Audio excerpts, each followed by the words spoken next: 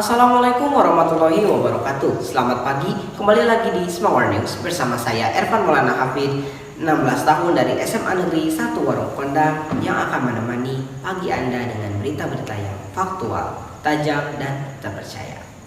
Berita pertama datang dari bidang ekonomi. Pemirsa, perekonomian Indonesia kini mulai mengalami regenerasi atau pertumbuhan ulang setelah mengalami penurunan pada pandemi COVID-19.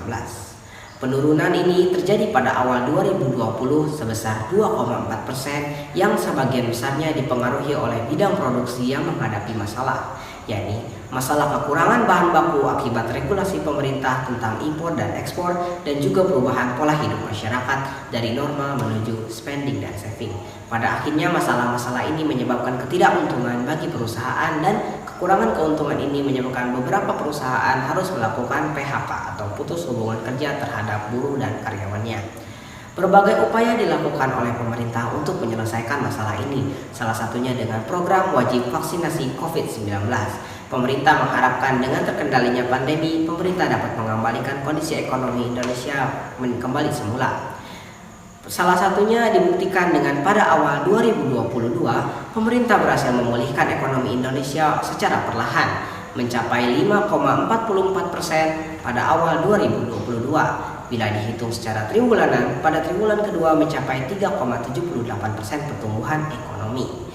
Menurut Menteri Koordinator Bidang Perekonomian, Erlangga Hartanto, mengucapkan pada konferensi pers bahwa pertumbuhan ekonomi Indonesia lebih baik dibandingkan dengan negara-negara lainnya yang terdampak COVID-19. Dengan adanya pertumbuhan ekonomi ini, pemerintah mengharapkan pertumbuhan ekonomi bisa kembali seperti semula dan terus bertumbuh sehingga masyarakat tidak akan lagi menghadapi masalah-masalah. Pemirsa, berita selanjutnya datang dari bidang pariwisata. Bidang pariwisata yang sudah lama ditutup akibat COVID-19 kini kembali dibuka. Regulasi pemerintah tentang pembukaan ulang sektor pariwisata ini tentu saja disertai dengan aturan tetap menggunakan masker dan tidak membuat kerumunan.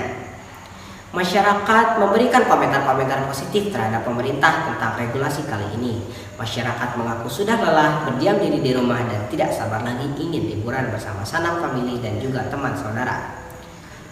Pemirsa, masyarakat menganggap gerakan pemerintah kali ini sangatlah cermat karena regulasi ini tidak hanya memenuhi kebutuhan rohani masyarakat, yaitu liburan, namun pemerintah juga kembali membuka sektor usaha untuk para pelaku bisnis kecil-kecilan yang biasa berjualan di sekitar tempat wisata.